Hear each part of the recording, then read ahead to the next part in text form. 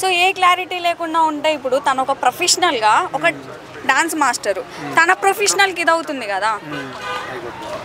So నిజంగా ఏం జరిగింది ఏంటిది అన్నది నలుగురిలోకి వచ్చి చెప్తే ఓకే ఫైన్, జనాలకి తెలుస్తుంది. అంటే ఒక లేడీకి జరగకుండా అలా చెప్పిందంటారా?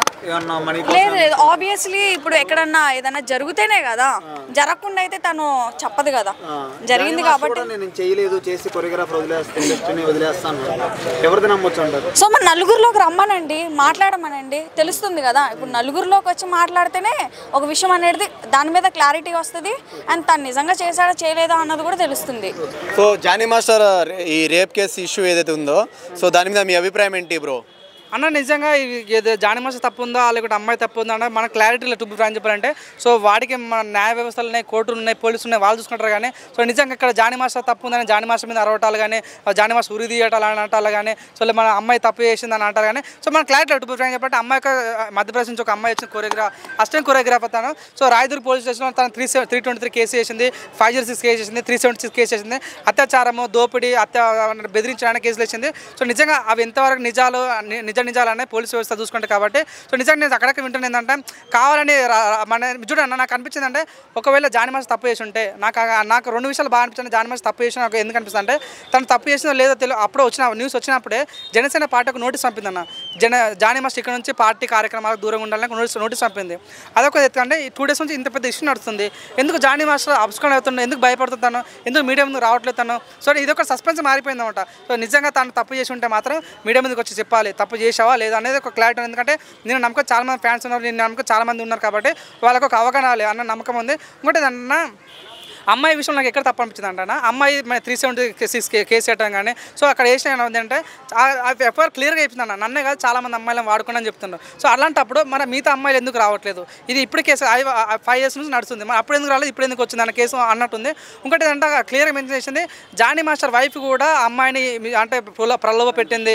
లైక్ ఏంటంటే నువ్వు జానీ మాస్టర్ పెళ్లి చేసుకోవాలంటే నువ్వు ముస్లిమ్స్గా మారు అన్నట్టు చెప్పటాలు కానీ, లేక జానీ మాస్టర్ నీ దాంట్లో మారాలంటే సో నువ్వు అట్లా నాకు నువ్వు చెప్తున్నా ఏ భార్య కూడా తన భర్తను ఒక అమ్మాయితో తిరగమని ఏ భార్య కోరుకోదు. సో నాకు అనిపిస్తుంది అక్కడ అమ్మాయి తప్పు ఉంది మన ఫీలింగ్ వచ్చింది, ఇక్కడ అమ్మాయి తప్పు ఉన్న ఫీలింగ్ వస్తుంది, ఇక్కడ జానీ మాస్టర్ తప్పున్న ఫీలింగ్ వస్తుంది. సో దీని విషయంలో ఒక పోలీస్ వ్యవస్థ చూసుకుంటే నమ్మకం ఉంది. సో వీటన్ని పక్కన పెడతాను.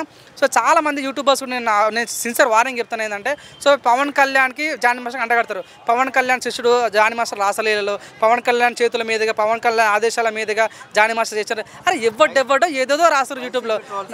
నిజంగా వైసీపీ వాళ్ళకి నిజంగా మీరు ఎట్లా మీకు ఇప్పుడు ఎట్లనే పని లేదు, మీకు పని దొరికింది కదా అని నిజంగా ఒక వ్యక్తి మీద ట్రోల్ మీరు నిజంగా తప్పు చేస్తుంటే జానీ మాస్టర్ యాజ్ ఎ ఫ్యాన్గా తను బహిరంగంగా ఉరిశిక్ష చేయాలని మేము కూడా కోరుకుంటామని. ఎందుకంటే తప్పు చేయకుండా మాత్రం నిజంగా తను అంత పెద్ద ఫేమ్లో ఉండే ఒక లారీ డ్రైవర్ కొడుకు నిజంగా ఈరోజు అంత పెద్ద స్టార్ అవడానికి నిజంగా ఎంత కష్టపడి వచ్చిండు తను మెట్టు అదుమించుకుంటూ వచ్చిండో.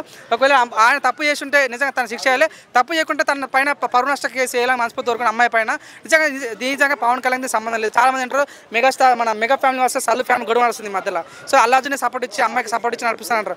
అరే నీ అమ్మ ఏందో నాకు అర్థం కావట్లేదు. అంటే ఇప్పుడు మనం చూసుకుంటే సాయిధరం తేజు అని ఇప్పుడు చాలా మంది ఇండస్ట్రీలో పెద్ద వాళ్ళు ఏ చిన్న ఇష్యూ ఇండస్ట్రీ సంబంధించి కానీ సోషల్ మీడియాలో ఏదైనా ఇష్యూ వచ్చినప్పుడు వీళ్ళు వెంటనే రియాక్ట్ అవుతారు. కానీ ఈ అమ్మాయి విషయంలో ఎందుకు రియాక్ట్ అవ్వట్లేదు అంటే ఇండైరెక్ట్గా జానీ మాస్టర్ వీళ్ళందరూ సపోర్ట్ చేస్తున్నారు, వీళ్ళందరూ ప్రతి ఋతులు అనుకుంటున్నారు. మరి అనేది మంచి క్వశ్చన్ అడిగారు. నిజంగా తప్పు చేశాడా లేదా అని టు ఫ్రెండ్స్ సాయిధరం తేజుకు క్లియర్ లేదు. సో సాయిధరం ఎప్పుడు ట్వీట్ చేశాడు అంటే పి హనుమంత్ ఒక కేసు అయినప్పుడు ఆ క్లియర్ కట్ వీడియోలో తను తిట్టాడు కాబట్టి ట్వీట్ చేశాడు. చాలా విషయాలు అంటే ఏ విషయం అయినా ఫుల్ క్లారిటీ తీసుకొని తను ట్వీట్ చేశాడు. సో జానీ మాస్టర్ విషయంలో తప్పు జరిగిందా లేదా అనేది అంటే పరిశీలన చేయాలి కాబట్టి సో దాని రిజల్ట్ వచ్చిన తర్వాత ట్వీట్ చేసే ఛాన్స్ ఉంది.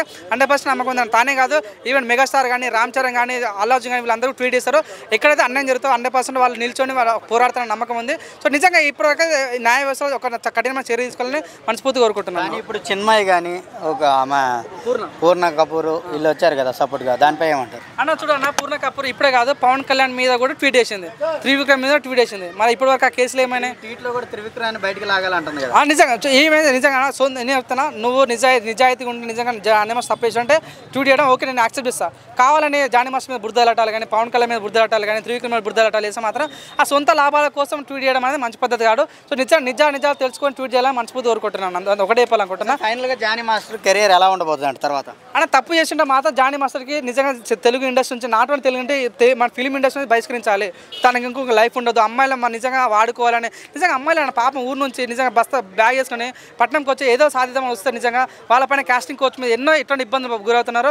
దయచేసి ఇది నాట్ ఓన్లీ జానీ మాస్టర్, ఎవరైనా సరే అమ్మాయిలను ముట్టాలని కూడా భయపడాలి. దయచేసి అట్లాంటి కేసులు తీసుకెళ్ళాలి మనస్ఫూర్తి దొరకకుండా. సినిమా పెద్దలు, మన గవర్నమెంట్ పెద్దలు అందరూ రియాక్ట్ అయ్యాలి మనస్ఫూర్తి దొరకకుండా. వాళ్ళు తప్పు చేయకుంటే, జానీ మాస్టర్ తప్పు చేయకుంటే అమ్మాయి పైన కూడా కేసు వేయాలి, పరువు నష్టం చేయాలి మనస్ఫూర్తి దొరుకుతుంది. ఈ ఇష్యూ వల్ల పెద్ద పెద్ద మాస్టర్లకి ఏమైనా ఎఫెక్ట్ ఉంటుందా?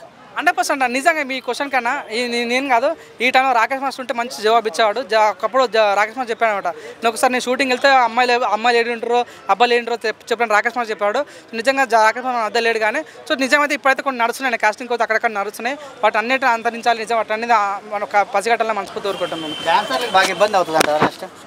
నేను వింటానంటే ఇప్పుడు మొన్న జానీ మాస్టర్ ఇచ్చాను, రేపు ఎల్లుండో కొంతమంది అంటారు శేఖర్ మాస్టర్ రాసలీలో బయటకు వస్తాయి అంటున్నారు. సో ఎంత నిజాలు ఉన్నాయో మనకు తెలియదు. కాబట్టి దయచేసి ఉన్న వాసన నిజంగా యూట్యూబర్స్ అందరూ దండం మీద అడుగుతున్నారు, దయచేసి ఉన్న వాసన చూపించండి, దయచేసి ఫేక్ విషయాలు చూపించకండి. అది చాలా పర్సనల్ లైఫ్ డ్యామేజ్ చేసే ఛాన్స్ ఉంటాయి. కాబట్టి దయచేసి రిక్వెస్ట్ చేస్తున్నాను. ఇలాంటి ఇష్యూల వల్లే ఒక్క లేడీ డాన్సర్ అదే మాస్టర్ కూడా లేరు అని మన ఇండస్ట్రీలో అంటున్నారు కదా అన్న, అర్థం కాలేదు. ఇలాంటి ఇష్యూల వల్లే ఒక లేడీ మాస్టర్ కూడా లేదు, డాన్స్ మాస్టర్. ఎందుకు జానీ మాస్టర్ అని ఒక అమ్మాయి ఉంది కదా, కొరియోగ్రాఫర్లు ఇంతవరకు కొరియోగ్రాఫర్ లేరు.